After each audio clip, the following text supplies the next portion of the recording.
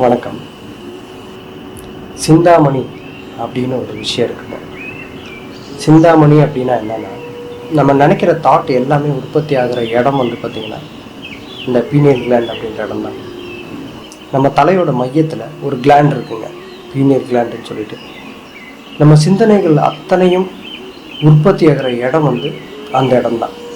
எப்போ நம்ம சிந்தனைகளை அடக்கிறோமோ அப்போது அந்த இடத்துல தான் சிந்தனைகள் ஒடுங்கும்.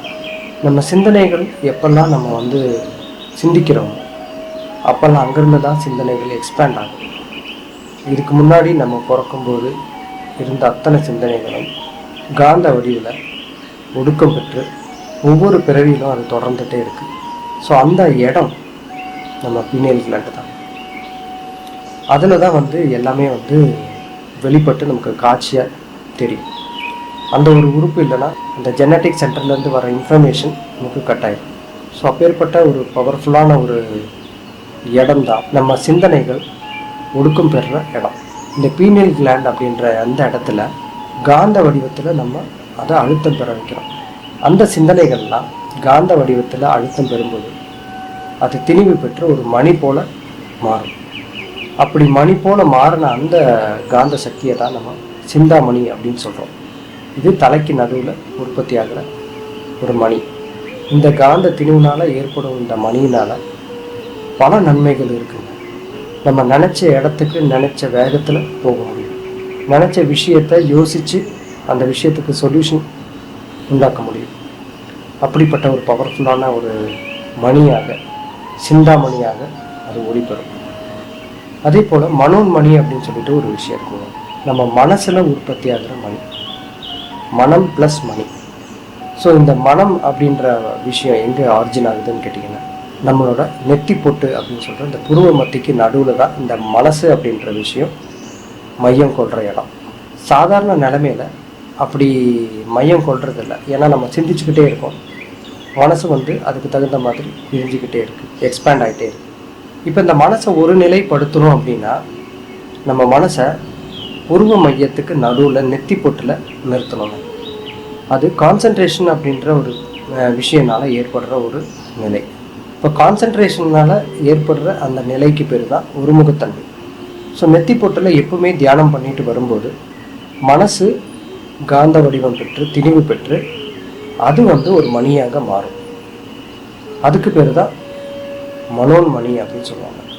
ஸோ இந்த மனோன்மணிக்கும் சிந்தாமணிக்கும் என்ன வித்தியாசம் அப்படின்னு கேட்டிங்கன்னா, மனோன்மணி என்பது மனசினால் உற்பத்தி ஆகிற மணி. சிந்தாமணி என்பது சிந்தனையினால் ஏற்படுற மணி. சிந்தனைகள் ஒடுக்கம் பெறுறதுனால ஏற்படுற மணி. சிந்தனைக்கும் மனசுக்கும் என்ன வித்தியாசம் அப்படின்னு கேட்டிங்கன்னா, நம்ம கான்ஷியஸாக இருக்கும்போது கான்ஷியஸோட ஒரு பகுதியாக இருக்கிறது தான் நம்ம சிந்தனை. கான்ஷியஸாக இருந்தால் போதும், சிந்தனை இருக்கும்.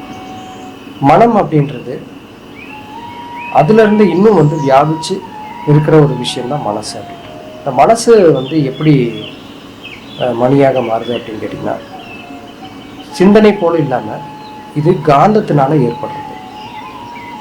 கான்சியஸ்னஸோட ஒரு பார்ட்டாக இருக்கிறது தான் சிந்தனை.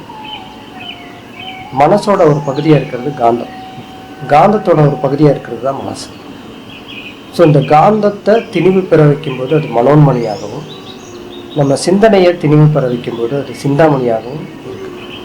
சிந்தனை அப்படின்றது உயிர் சம்மந்தப்பட்டது, மனசு அப்படின்றது உடல் சம்மந்தப்பட்டது. நாம் இறந்ததுக்கு அப்புறமும் கூட நம்ம கூட ட்ராவல் பண்ணுறது நம்ம சிந்தனைகள் தான். இதெல்லாமே கருமைய பதிவுகளாக அழுத்தம் பெற்று சட்டில் லெவலில் ட்ராவல் பண்ணுற ஒரு அம்சமாக இருக்குது. மனசு அப்படின்றது இந்த உடம்பு அழிஞ்சிருச்சுன்னா இந்த மனசும் அது கூட அழிஞ்சிடும். ஏன்னா மனசு அப்படின்றது காந்தம் அப்படின்ற ஒரு நிலையில் இருக்கிறதுனால அந்த மனசு எல்லாமே கருமையத்தில் காந்த பதிவாக பதிஞ்சு அது மறுபடியும் பறக்கும்போது சிந்தனையில் வெளிப்படுது. அதுக்கு மனசாக வெளிப்படுறதில்ல, அது சிந்தனையாக வெளிப்படுது. மனசுன்றது நம்ம உயிரோடு இருக்கும்போது ஆக்டிவாக இருக்கிற ஒரு ஸ்டேட்டு தான் மைண்டு. இறந்ததுக்கப்புறம் மைண்டு கிடையாது. ஆனால் இறந்ததுக்கப்புறமும் இந்த சிந்தனைகள் இருந்துக்கிட்டே இருக்கும்.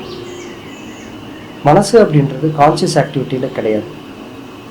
ஆனால் சிந்தனை என்பது பியாண்ட் கான்ஷியஸ்னஸ், அதாவது சப்கான்ஷியஸ் லெவல், அன்கான்ஷியஸ் லெவலில் கூட சிந்தனை இருக்குது. அது இறை சம்மந்தப்பட்டது.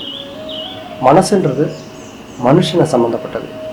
ஸோ அப்படிப்பட்ட விஷயங்களை நம்ம தெரிஞ்சுக்கணும் அப்படின்னா தியானம் என்ற நிலையில் போகும்போது இந்த விஷயம் தெளிவாக தெரியும்.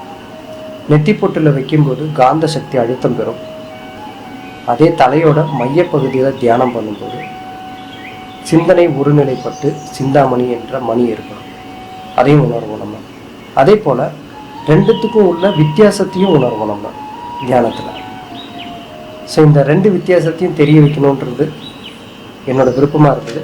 அது இன்னைக்கு நிறைவேறிடுச்சு. நன்றி, வணக்கம்.